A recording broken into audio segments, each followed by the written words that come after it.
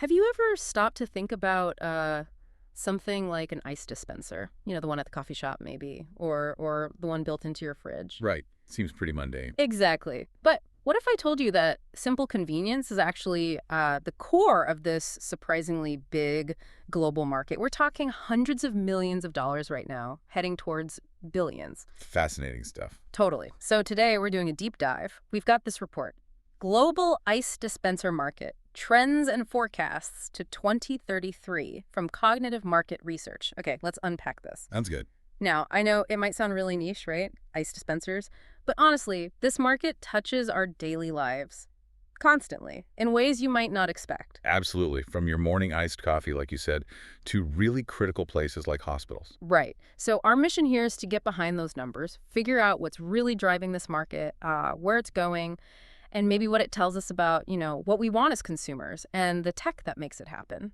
Yeah, and it's more than just convenience. When we talk about the global ice dispenser market, what does that actually mean? Good question. It's basically covering all sorts of appliances, Yep. commercial ones, residential ones, all designed to do one job well: store and dispense ice efficiently, but also, crucially, hygienically. Okay, so like restaurants, Yeah. hotels. Exactly. Food service is huge. Healthcare facilities, too. Hygiene is paramount there. Hospitality, convenience stores. And yeah, like you mentioned, more and more in-home kitchens. They're becoming a desired feature. Ah, okay. And what's really interesting, I think, is how these kind of basic needs, they drive serious economic activity. This market's speeding up. Why is that? What are the drivers? Well, the report points to a few key things. First, just the massive growing demand for cold drinks globally. Think about iced coffees, custom sodas, cocktails. Everywhere. Yeah. Second, the technology itself. Refrigeration tech is always improving, making these units, more energy efficient, more reliable. And third, there's this much higher expectation now for food safety and convenience. People just expect clean, on-trend ice. It's almost a must-have in many settings. That makes sense. Okay, so let's talk numbers then, because this is Thank you. where it gets really interesting. The overall market size, it's pretty eye-opening. It really is. So the report says globally, it was worth just over $645 million back in 2021. $645 million, okay. Then it's projected to hit over $811 million by 2025, so pretty soon. Right, steady growth. But then the forecast for 2033, it jumps to almost $1.3 billion. Wow. Yeah, so it's basically doubling in size over just, 12 years? That's significant growth. Really shows how essential these things are becoming. And like you said, it's not just one region driving all of this. It's global. Europe actually has the biggest slice right now, but you see really strong growth everywhere. North America, Asia Pacific, South America, Middle East, Africa, all expanding. Okay. It points to this sort of universal trend. Convenience, hygiene. Yeah. It's wanted everywhere. So let's break that down. Let's zoom in on North America first. It's a big market, right? Absolutely. Okay, so the numbers here. About $145 million in 2021. That's projected to grow to around $177 million in 2025. And the forecast for 2033, nearly $264 million. Solid numbers. And inside North America, the U.S. is the giant, obviously, around $125 million back in 2021, heading towards roughly $225 million by 2033. Which makes sense. Mature food service industry, strong consumer demand for home gadgets. Right. And Canada and Mexico are showing steady growth, too. Canada around $12 million in 21, going to maybe $24.5 million. Mexico, $7.7 million, up to over $14 million. So consistent growth across the board there. It just shows how, that convenience factor is really embedded in the North American lifestyle. Yeah, definitely. Okay, so let's jump across the pond to Europe. As I mentioned, currently the largest chunk of the market. Okay, what are we seeing there? So Europe posted sales around $220 million in 2021, expanded to over $271 million bucks in 2025, and the projection for 2033 is about $420 million. For $20 million, so still the biggest by 2033. Looks like it, yeah. And what's interesting in Europe is the breadth of the growth. It's not just one or two countries. Germany's big, around $44 million in 21, heading towards $90 million. The UK, about $32 million, going up to $64 million. So doubling there, too, roughly. Pretty much. France, Italy, Spain, Sweden, all showing really solid, consistent growth. Germany's projected at nearly $90 million by 2033. France, over $53 million.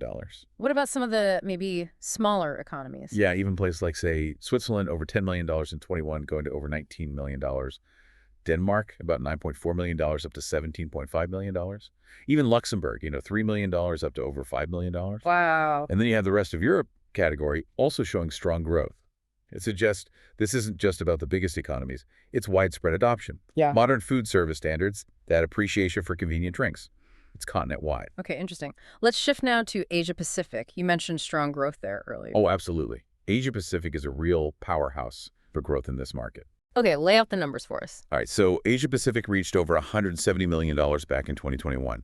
It's expanding to around $221 million in 2025. And the forecast for 2033, a huge jump to nearly $373 million. $373 million. Wow. That's catching up to Europe. It certainly is. Yeah. And the engine behind a lot of that growth. Yeah. China. Figured. Yeah. China was about $52 million in 2021. The projection for 2033, over $116 million. More than double. Easily. It directly mirrors China's rapid urbanization, the growing middle class, and that explosion of quick service restaurants, cafes, bubble tea shops, you name it. Makes sense. Who else is big in APAC? Japan is significant, around $31 million, going to nearly $64 million by 2033. India is another one showing remarkable growth, about $20 million in 21, projected to hit almost $50 million, nearly tripling. Tripling. Yeah, it highlights a similar story, right? Development, changing consumer habits, South Korea, Australia, Singapore, Southeast Asia as a region, Taiwan, all showing really positive growth trajectories. So a really dynamic region overall. Definitely. Now, heading down to South America, also seeing a strong upward trend. Okay. The market there was around $44.5 million in 2021. It's projected to grow to over $91 million by 2033. So more than doubling as well. And who's leading the charge there? Brazil is the main player. About $18 million in 21, heading towards nearly $37 million. Again, almost doubling. But you also see consistent growth in places like Argentina, $7.7 million up to almost $17 million. Colombia, about $7.5 million to nearly $15 million. Chile, Peru, the rest of South America, all contributing to that overall doubling. So what's driving it there? Similar factors. Pretty much.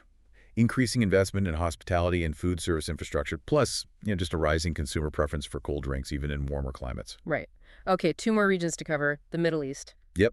The Middle East market, while smaller overall, is definitely showing significant promise. Remember, Sales were about $34 million in 2021, projected to nearly double, reaching almost $70 million by 2033. okay, and key countries there. Saudi Arabia is prominent, about $9.5 million, going up to over $19 million. The UAE is also strong, around $6.2 million, climbing to $13.5 million. Turkey, Egypt, Qatar, all showing good growth. And the drivers in the Middle East? Tourism, maybe? That's a big part of it, yeah. Oh. Booming tourism, lots of new hotel and hospitality projects, plus the development of these big commercial centers, shopping malls. They all need high-volume, efficient ice solutions. Got it. And finally, Africa. Last but not least, Africa generated over $31 million in 2021, and it's projected to basically double as well, reaching over $63.5 million by 2033. Doubling again. Seems to be a theme. It really is. Key players here are South Africa, that's the largest, about $13 million in 21, heading towards $27 million plus.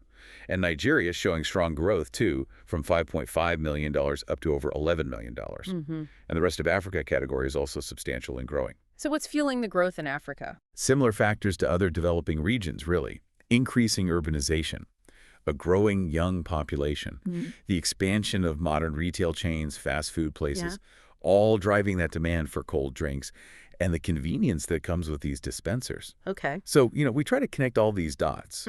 This consistent, pretty robust growth we're seeing across every single region. Yeah. Even though the market sizes are different, the development stages vary. It really signals this universal, undeniable demand. Convenience, hygiene, easy access to cold drinks. It's not just a Western thing or an Asian thing. It's global. It's a fundamental shift almost. Exactly. A shift in what consumers expect. Yeah. Which, raises an important question. Which is, well, I guess, what does this all mean for you listening right now?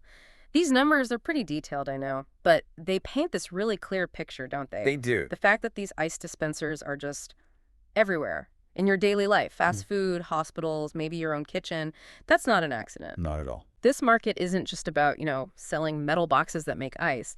It reflects these much bigger shifts, what we expect in terms of quality, cleanliness, just ease.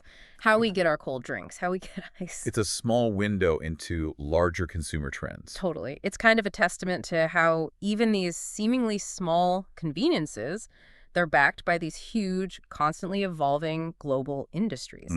So, to wrap it up then, the global ice dispenser market. Definitely not some frosty little niche. It's solid, it's dynamic, it's growing, driven by really basic consumer needs and ongoing tech improvements.